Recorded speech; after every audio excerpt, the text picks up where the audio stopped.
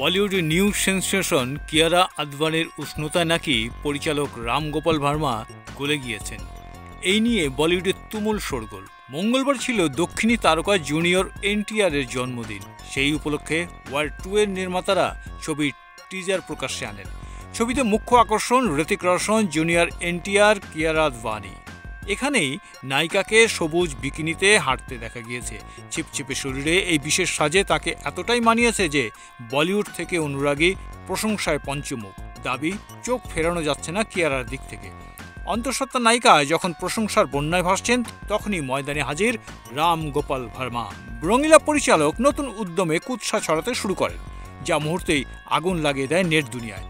মন্তব্যটিকে কুরুচিকর এবং নারী বিদ্বেষী বলে কড়া ভাষায় তুলোধনো করেন বহুজন। রামগোপাল ভার্মার এই কুরুচিকর মন্তব্যের বিরুদ্ধে নানান মন্তব্যে ভরে উঠেছে নেটপাড়া।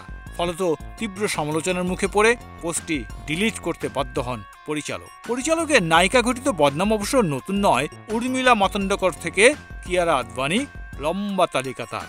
তবে নায়িকা মোটেও পাত্তা দিচ্ছেন না এই সবে। উল্টো সকলকে কৃতজ্ঞতা জানিয়ে লিখেছেন, এই ছবিতে অনেক কিছুই প্রথম করলেন তিনি। প্রথম পরিচালক অয়ন মুখোপাধ্যায়ের পরিচালনায় কাজ, প্রথম হৃতিক জুনিয়র এনটিআর বিপরীতে অভিনয়, আর প্রথম তিনি বিকিনি পরে পর্দায়।